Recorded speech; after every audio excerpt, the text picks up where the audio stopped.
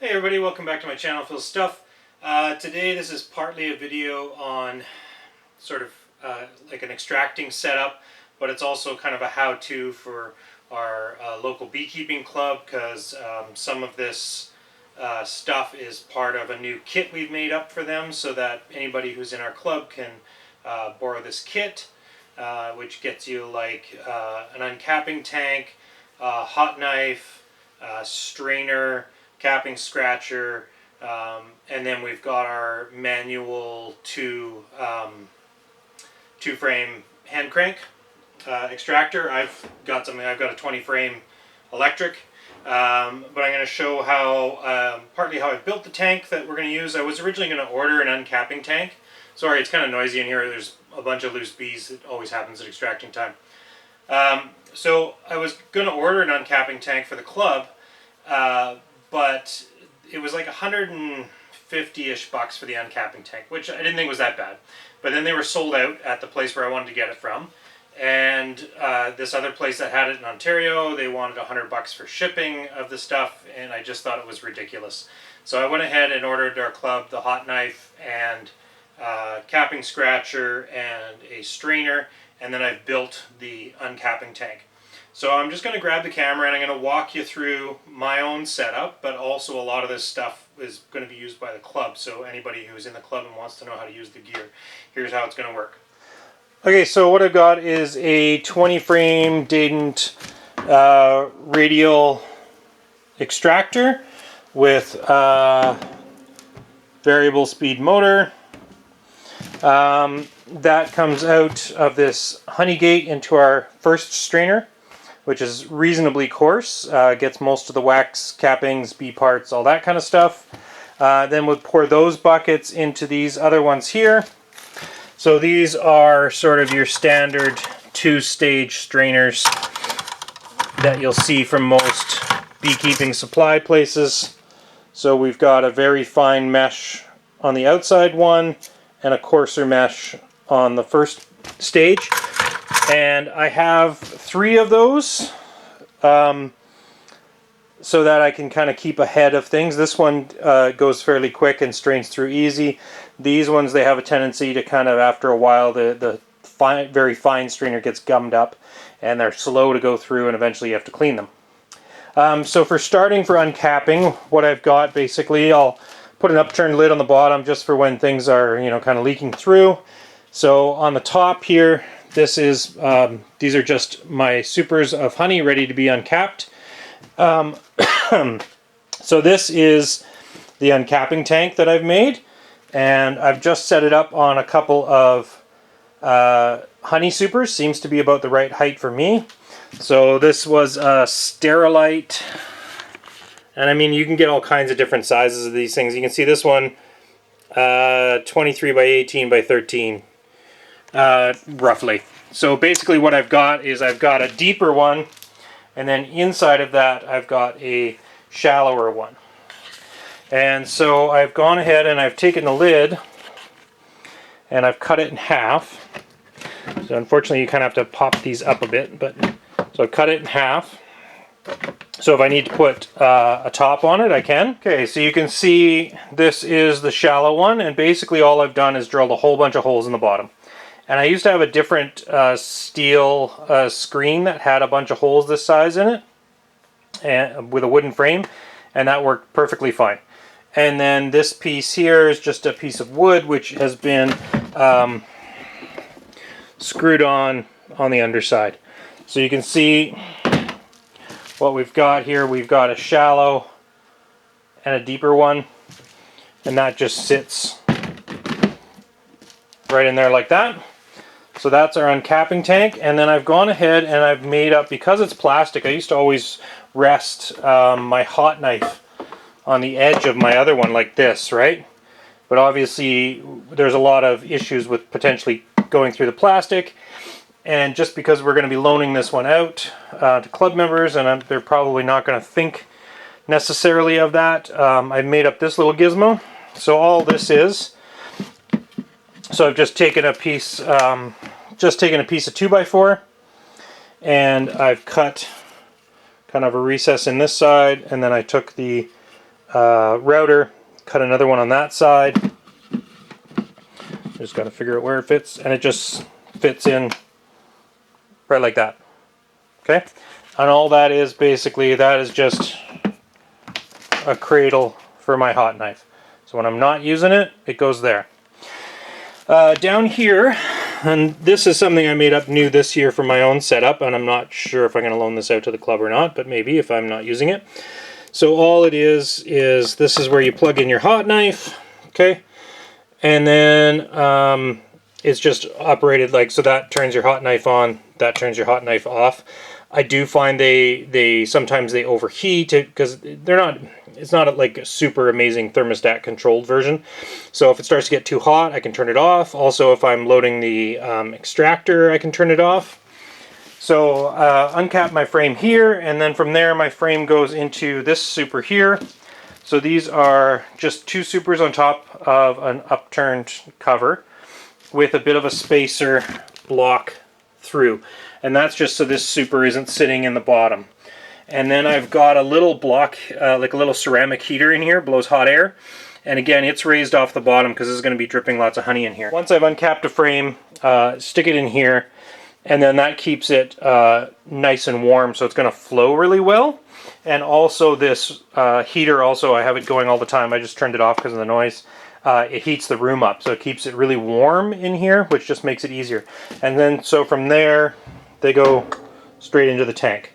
So trying to keep them, you know, close to one another. So I'll go ahead now and I'll show more for the members of our club, but maybe other people don't know how to use a hot knife. I'll show you how to use this uncapping tank and how to use a hot knife. Okay, so I've grabbed this one on purpose because it's a good example of one that's a little too shallow. So they've only kind of capped this inner part. There really isn't any extra nectar around the outside here. When you're extracting frames, you want them to be 80-ish% capped, and that way you know the honey's dry enough. Now I have a refractometer that I can test the honey to make sure it is dry enough. So for example, this side here, there's, I wouldn't, well, it's pretty close, but I wouldn't necessarily say that's 80% capped. So I can test this honey out here and see if it's dry enough and then go ahead and use it. So on a narrow frame, on a frame like this where it's not raised up enough, what you can do, so you're going to take your knife, and if you keep this piece, normally you go straight across like this, and that gives you the guide of the frame, right? But if I take my tip and just dip it in a little bit like that, and I use that tip as a guide instead, I can go through and do a better job, or do a job of getting the cappings and have a bit of a guide. And it's, when they're really shallow like this, it's tough to get them with the uncapping knife entirely. So sometimes you have to do a couple passes, so I do like this, get my first one, then I can come back in here and get this last little bit in here, here, there. And then the other thing you can do, or you can use, which we are also putting in with the kit, and that's what I like to do, I just take like that and that drops it down to the bottom, is you can use a capping scratcher and just get any little bits that you've missed, like that. Okay, and that way they're open and good to go. Get any wax you missed, you can throw it down. And then, so this one here is sitting up properly the way it's supposed to, so you can see here all I need to do with this is just run the knife right on the frame. Okay, and if you see, I've got this actually tipped on at a bit of an angle towards the camera, and that just helps the cappings fall. Otherwise they kind of tend to slide on top of this thing. The other thing you want to do is sometimes you'll slip like this. Hopefully you can see the top. So be careful, you don't want to have the fat part of your hand there hanging off the edge like this, or you're going to burn yourself. Just tuck it back like this, because this knife also gets covered in molten honey, and you get that on your hand, that's no fun. So that's how you do uncap one, and then like I said, it'll go straight into the box here, and we're ready to spin out after we get 20 frames all set up in there. So just one thing I realized I forgot to mention about the hot knife. If it gets too cool, or if you're going too fast, I'll see if I can do it here.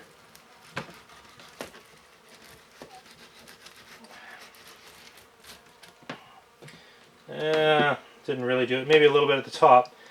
You'll see you're ripping out the comb here a little bit too, instead of slicing through it.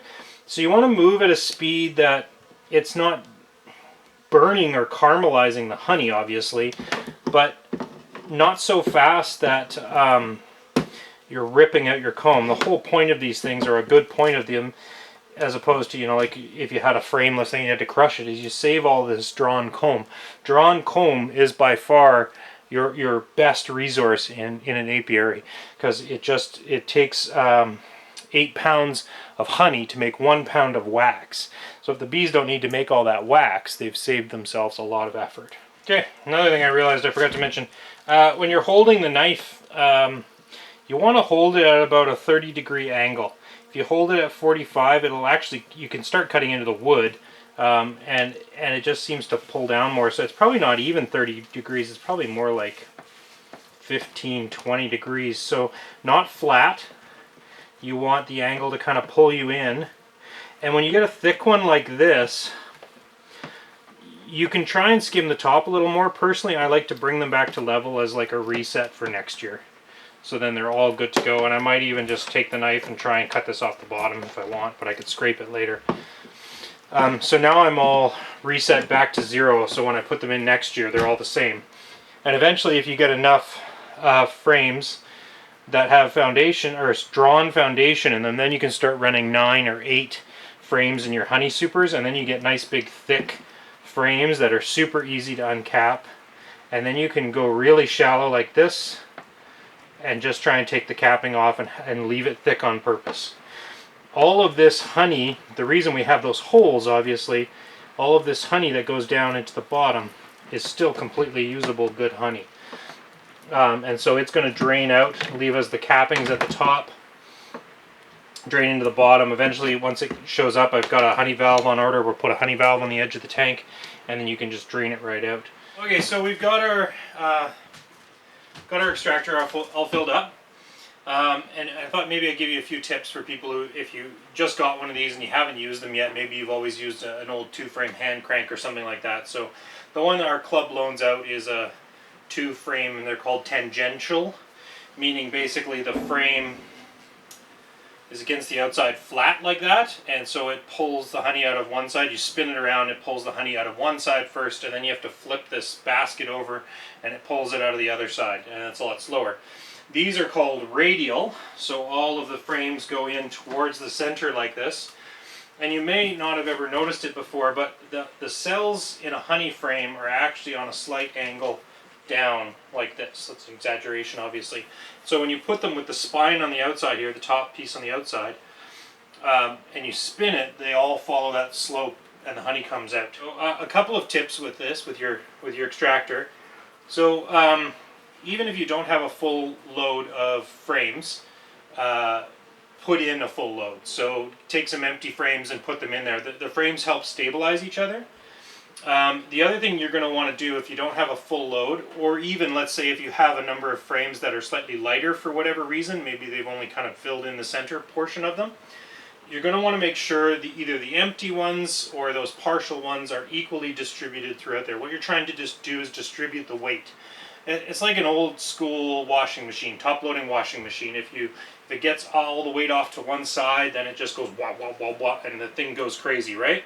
So we want to try and balance our weight out on this as much as we can. Now this is variable speed electric, so the beauty of this, of course, is I start it up slowly, and then we go from there. There's some other ones like the Maxent, the old-fashioned Maxent ones had a little slip clutch on the top. Same thing, start them slowly, make sure it's balanced, and then you go from there.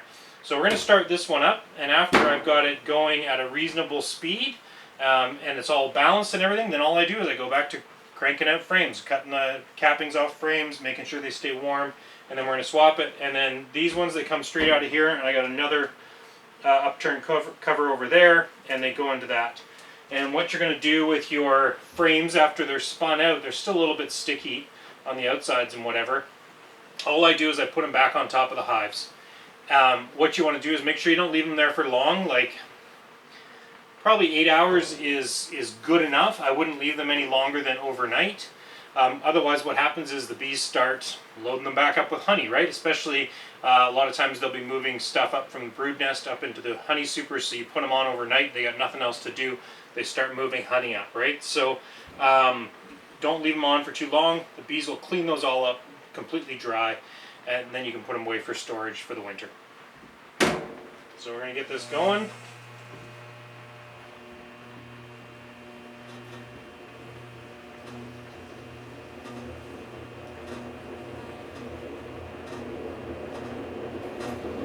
And as it spins out, at first the load is always a little bit off balance, and as we get going and the heaviest honey comes out, or not the heaviest honey, but we kind of even the frames out as we get going. So we'll start it off slow. I'll keep uncapping frames, and I'll keep coming back here and cranking it up a little bit, making sure it's good and stable. I'm not sure if the light is going to be good enough to see this. I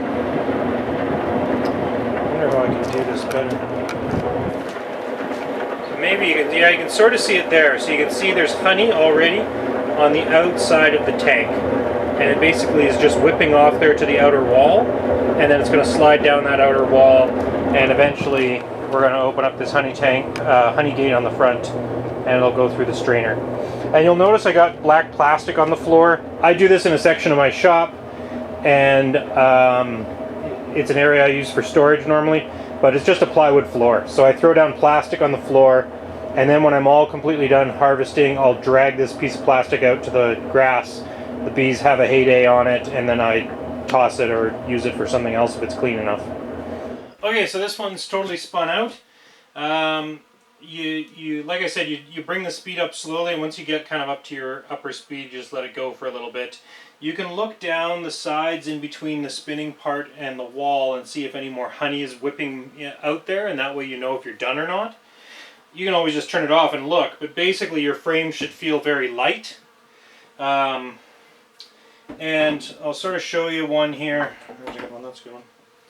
What they look like when they're completely spun out. So they're still, like you can see, they're still sticky and wet, but there's no honey in the actual cells. And it's a little bit wet and sticky on the tops here, and that's what the bees are going to go clean up for us afterwards.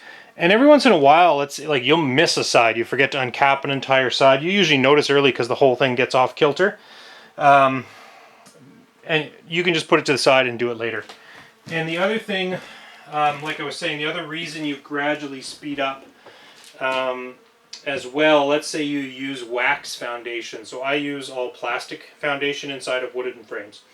If you use wax foundation and you speed up too early, and it's not wired well or whatever, or assembled properly, there's a tendency for it to blow apart, like so the wax just heaves under the weight and then blows out of the frame, and then you have a big mess. So start up slowly and go from there. So I'm going to unload this one now. Okay, here we go. Moment of truth. So obviously you can leave this open while it's spinning if you want, but I find it's much more dramatic for the camera if you leave a whole bunch of it and then open up that gate, and there's that yummy honey. See how it makes lovely ribbons coming down?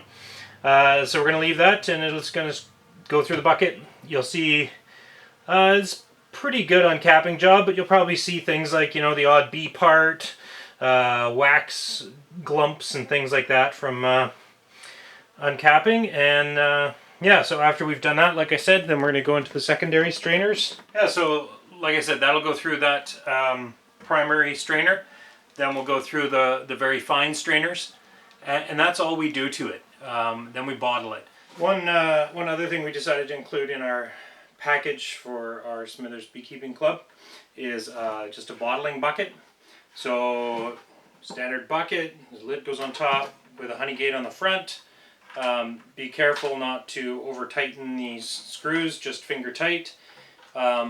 These kind of cheap honey gates are a little notorious for leaking, so if you're going to let it sit overnight, sometimes you can just throw a plastic bag over the end of it with an elastic around it so it doesn't leak all over the floor.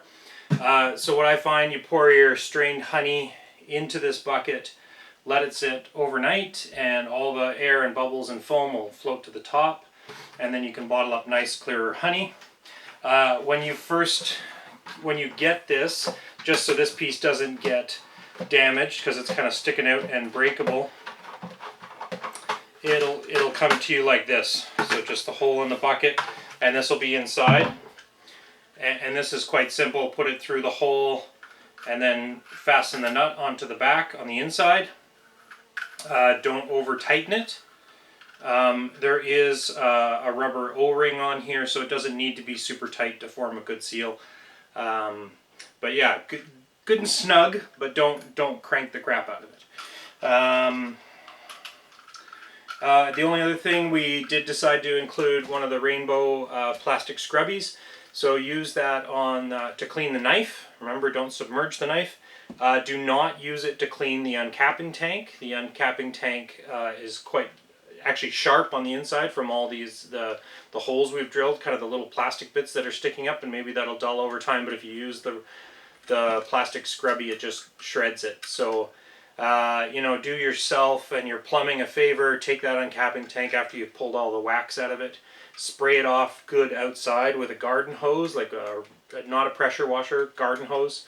And that'll get most of the wax off of it before you bring it inside to clean it.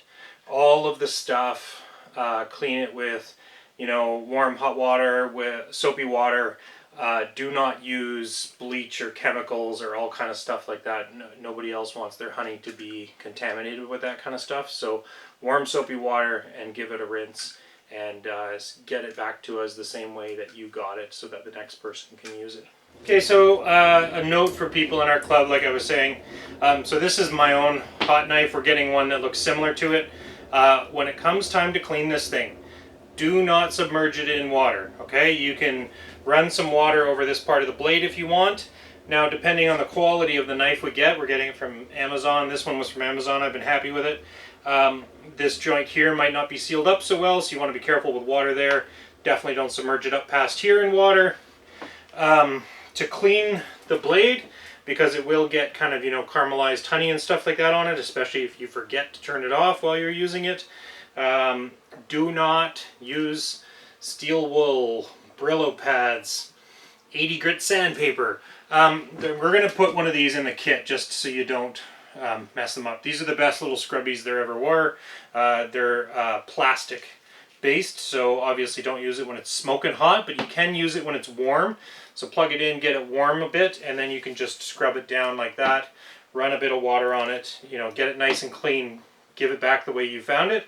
Same thing goes for the tub, the extractor, all that stuff. Give it back the way you found it. So you can put it out for the bees to do a little bit of a cleanup on. If it's sticky and whatever, they love it. But then give it a hose down with, you know, the extractor is kind of big and huge. You can't obviously deal with it in your house. Give it a hose down with a pressure hose, a garden hose, whatever. That's great. Same thing with the bucket. Either, you know, wash it out well in something like a large tub or something like that, or just give it a good rinse down with the garden hose. Make sure it's clean, not sticky. The wood, you know, make sure it's not sticky, but it's not going to be possible to really clean the wood parts of things. But treat the stuff with respect like it was yours. We are going to charge a really minor fee just so that, you know, when the knife does break, we can replace it. The extractor is starting to get a little dinged up from being moved around so much. Eventually we'll have to replace that. So things like that. So be kind with the stuff. Don't, the extractor especially, it looks like it's like heavy duty metal, but the sides are actually really thin metal, so they buckle in easily. Be careful with those things. And yeah, there'll be a list inside of everything that's in the kit. Make sure everything goes back.